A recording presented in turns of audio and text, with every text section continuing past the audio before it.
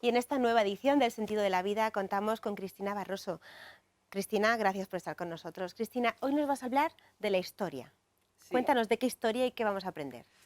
A ver, la historia es algo a lo que siempre tenemos que recurrir para entender el porqué de las cosas. Antes de entrar en historia, permíteme que haga un pequeño matiz que creo que es importante para que nuestros espectadores entiendan de lo que vamos a hablar. La seguridad, que es mi especialidad, sobre todo seguridad vial infantil en el automóvil, está íntimamente relacionada con la percepción del riesgo.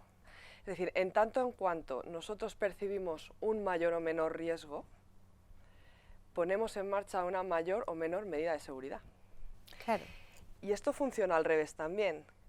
Analizando la medida de seguridad o la solución que se ha desarrollado, podemos entender cuál era la percepción del riesgo de la persona que lo desarrolló. Y ese es el motivo por el que hay que recurrir a la historia, ¿vale? Entonces, la historia de las sillas de auto se escribe en momentos similares, pero en sitios diferentes.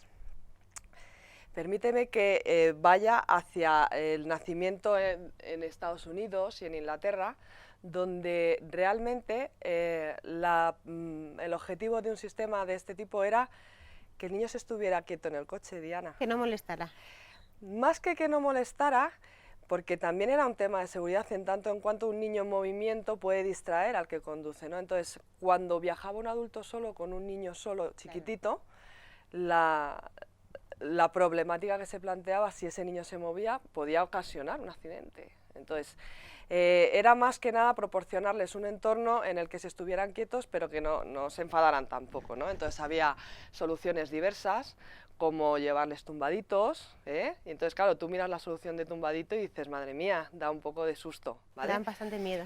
Cuando no era en un asiento podía ser en una cuna, ¿vale? Entonces, claro, en realidad no había retención ninguna, solo había un niño en un entorno, en sillas elevadas para que pudieran ver, en arneses sujetos que no se pudieran caer nunca ni para un lado ni para otro, es decir, que no se movieran, que no se, en un frenazo que no se cayeran, pero realmente ahí no había exactamente, observando los sistemas, uno no puede pensar que ahí se ha mirado toda la parte de la que hablábamos el otro día, ¿no? de lesiones, de límites de resistencia, de física.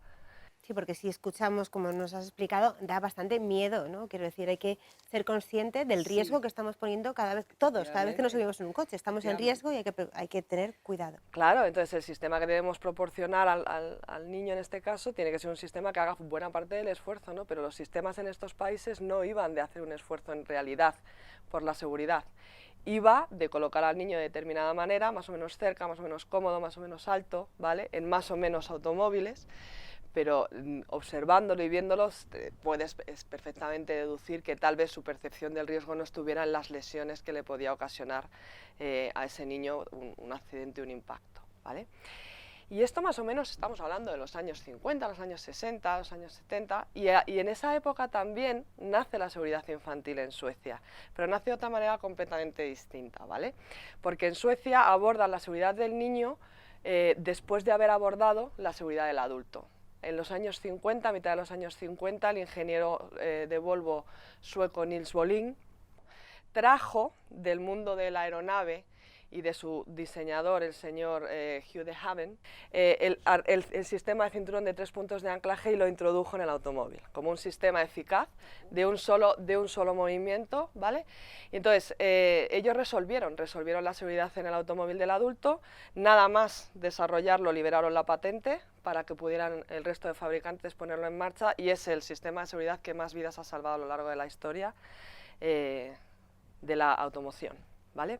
Y una vez resuelto eso, la persona responsable de homologar ese sistema, que es un doctor, o era un doctor, el doctor Bertil Altman, se puso a pensar en cómo resolver la seguridad de los más frágiles, ¿bien? Y recurrió a otro doctor, coronel de las Fuerzas Aéreas norteamericanas, y especializado en biomecánica también, que se llamaba el coronel John Paul Stapp.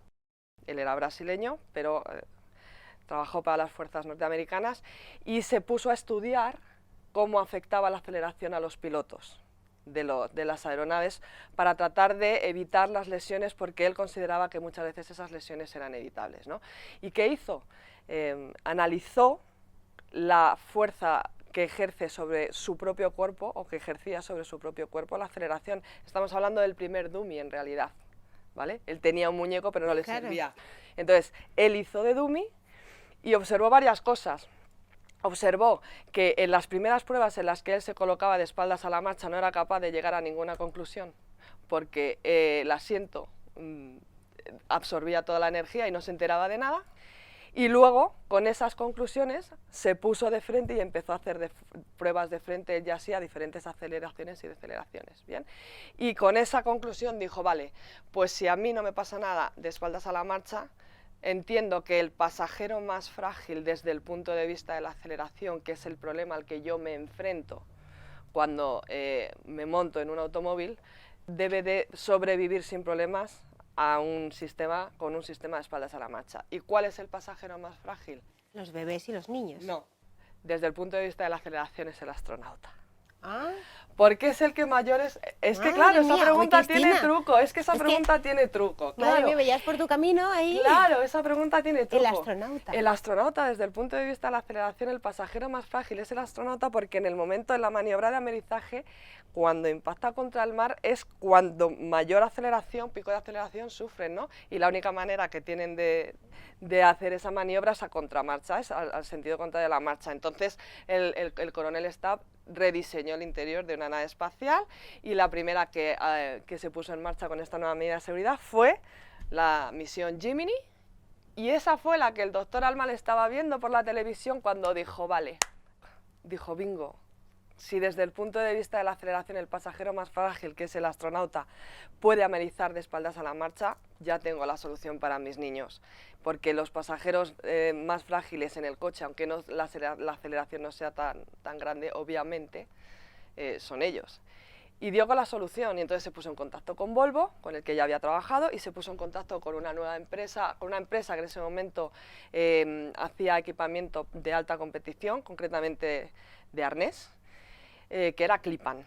Y juntos, los tres, él desde el punto de vista médico y los otros desde el punto de vista de la seguridad y del conocimiento de los dispositivos y del comportamiento del coche, desarrollaron lo que sería la primera silla de auto a contramarcha, y es sobre la que está fundamentada toda la normativa sueca de homologación de sistemas de retención infantil, ¿vale, Diana?